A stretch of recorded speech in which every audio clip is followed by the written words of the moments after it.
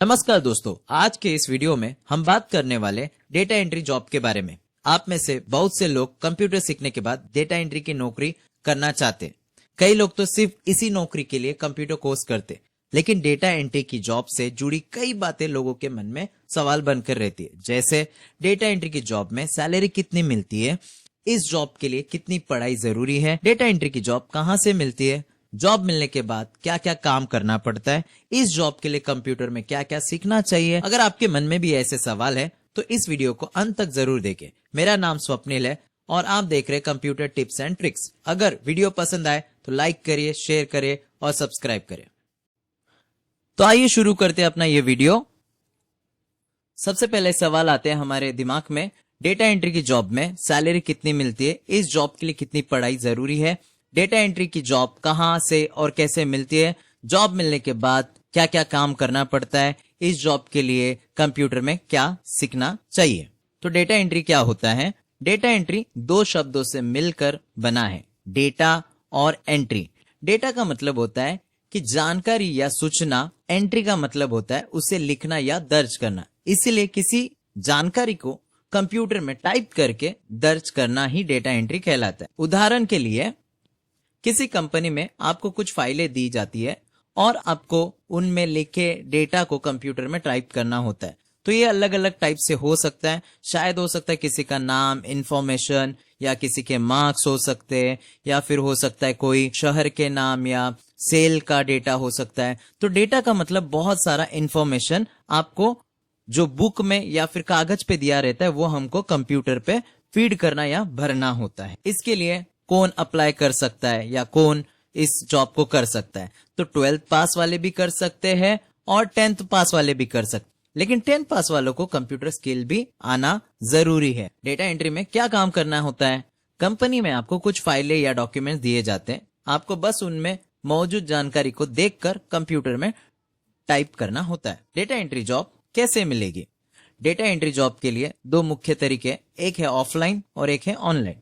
Offline अपना resume तैयार करें, उनमें अपनी पढ़ाई, कंप्यूटर कोर्स और टाइपिंग स्किल लिखें। फिर कंपनियों में जाकर रेज्यूम जमा करें। अपनी कंपनी की योग्यता देखकर आपको बुलाया जा सकता है।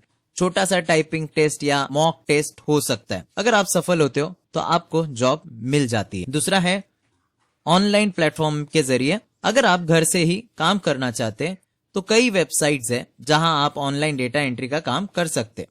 तो ये नीचे दिए गए upwork.com, fiverr.com, freelancer.com, इन ऐसे वेबसाइट पर जाकर आप अपना प्रोफाइल बना सकते हो और आपको वहां से कॉल या फिर काम के लिए ईमेल आ सकता है। फिर आगे जानते हैं डेटा एंट्री जॉब की सैलरी कितनी होती है। अगर आप किसी कंपनी में नया काम शुरू करते हैं तो शुरुआती सैलरी 15 से 20 हजार प्रति माह तक मिल सकती है। जैसे आपका अनुभव बढ़ता है, आपकी सैलरी और पद दोनों बढ़ते जाते हैं। ऑनलाइन काम करने के लिए भी आपकी कमाई आपकी मेहनत और प्रोजेक्ट की संख्या पर निर्भर करती है। जितना काम है, जितनी आपकी स्किल है और जितनी पढ़ाई है, उसके ऊपर डिपेंड होता है। अगेन, डेटा एंट्री के लिए क्या क्या सीखना जरूरी है?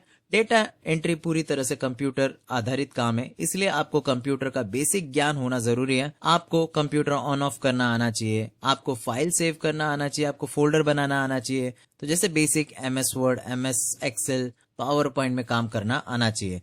Typing, copy paste, bold, italic, underline जैसे फॉर्मेटिंग टूल्स का उपयोग करना आना चाहिए। अगर आपने बेसिक कंप्यूटर कोर्स या DCA, diploma in computer application, या और भी कोर्स है जो मार्केट में अवेलेबल है, आप कोई भी ब्रांच में जाके इंक्वायरी कर सकते हैं। तो बेसिक सा कंप्यूटर का नॉलेज आपको आना जरूरी है। अब बात करते हैं टाइपिंग स्पीड कितनी होनी चाहिए। डेटा एंट्री के लिए टाइपिंग स्पीड बहुत जरूरी है। अगर आपकी स्पीड 25 से 30 या 30 से 40, वो भी डिपेंड करता है आपके इंटरव्यू में, तो हिंदी में, इंग्लिश में या जैसा काम है तो वैसा वो स्पीड होना जरूरी है। स्पीड जितनी अच्छी होती उतनी जल्दी आप काम पूरा कर पाओगे और उतनी जल्दी आप पगार ले पाओगे। सो दोस्तों, इस वीडियो में आपने जाना डेटा एंट्री क्या होती है, जॉब के लिए योग्यता कितनी चाहिए, कैसे और कहां से जॉब मिलेगी, कितनी सैलरी होती है और क्या क्या सीखना जरूरी है। अगर फिर भी आपके मन में कोई सवाल है तो कमेंट बॉक्स में जरूर पूछे, मैं आपकी मदद जरूर करूंगा। वीडियो पसंद आया है तो लाइक करे, शेयर करे और चैनल को सब्सक्राइब करे। मिलते हैं अगले वीडियो में एक नई जानकारी के साथ। Thank you.